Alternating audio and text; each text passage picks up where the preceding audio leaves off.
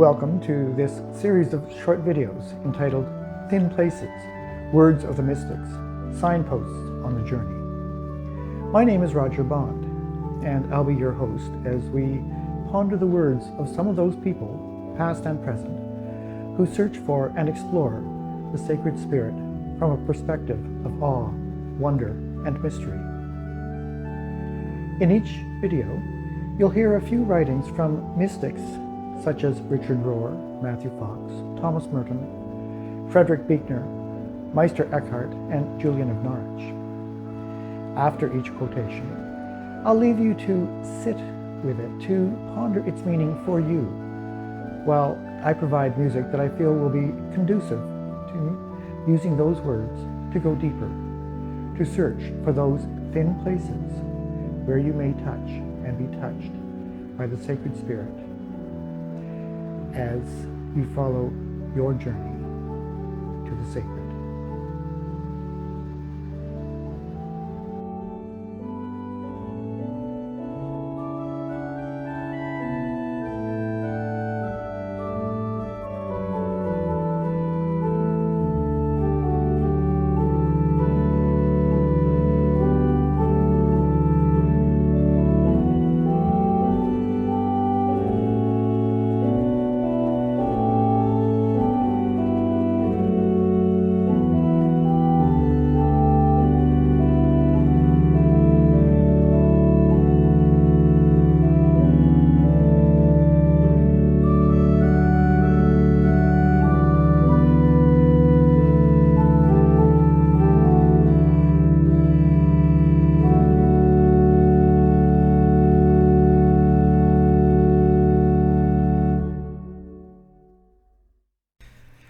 First, from Frederick Buechner, who died on August 15th at the age of 96.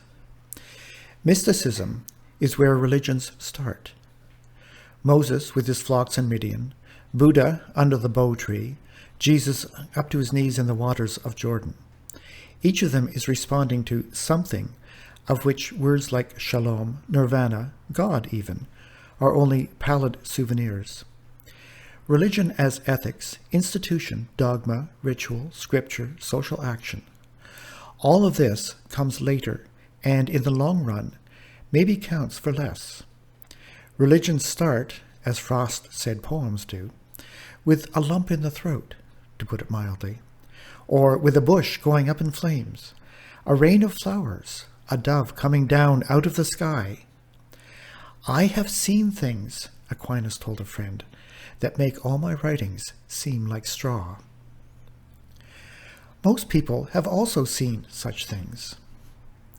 Through some moment of beauty or pain, some sudden turning of their lives, most of them have caught glimmers, at least, of what the saints are blinded by. Only then, unlike the saints, they tend to go on as though nothing has happened. We are all mystics more than we choose to let on, even to ourselves.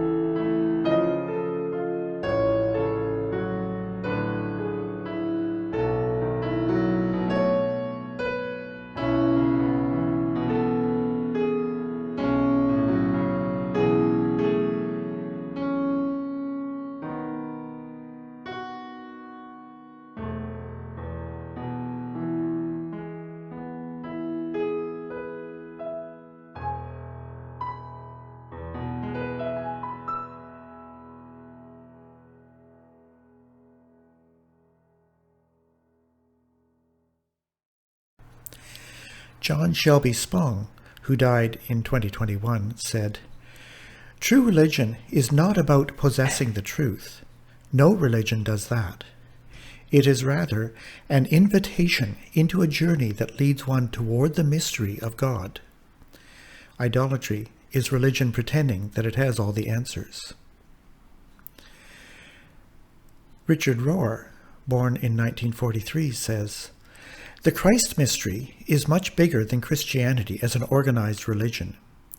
If we don't understand this, Christians will have little ability to make friends with, build bridges to, understand, or respect other religions or the planet.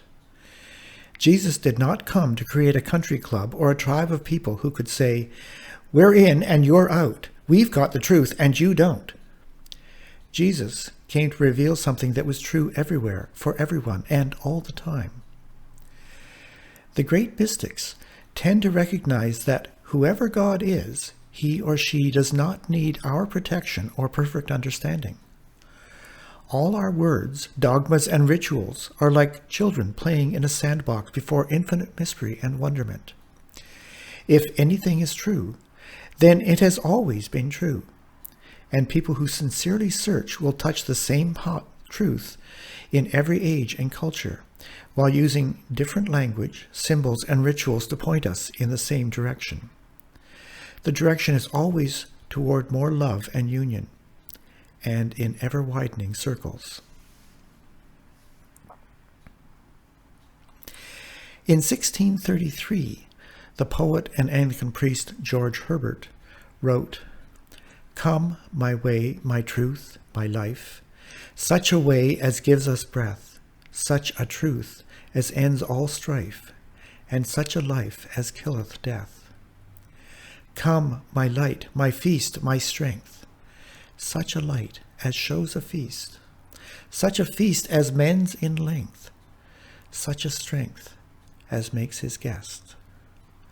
Come, my joy, my love, my heart, such a joy as none can move, such a love as none can part, such a heart as joys in love."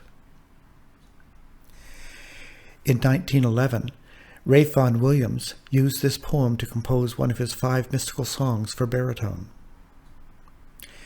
In 1999, I composed a choral anthem based on that solo.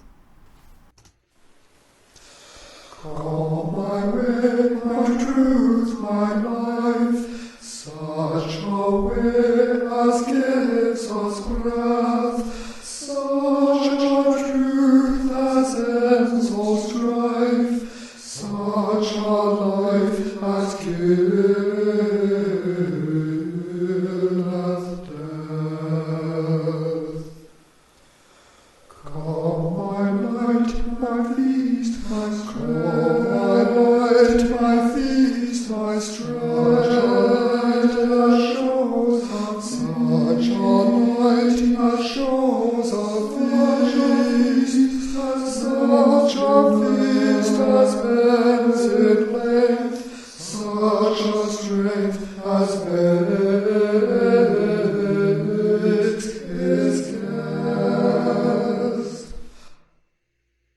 Come, my joy, my love, my heart, such a joy as none can move, such a love as none can part, such a heart as joys in love. 13th century mystic Meister Eckhart said, "Relationship with God comes not through study or religious practice, but through detachment or letting be." This was followed in the 14th century by the mystic Juliana of Norwich, who said, "Because of the great infinite love which God has for all humankind, he makes no distinction in love between the blessed soul of Christ and the lowliest of the souls that are to be saved. Rejoice greatly that God dwells in our soul. Rejoice much more greatly that our soul dwells in God. We are in God, and God, whom we do not see, is in us.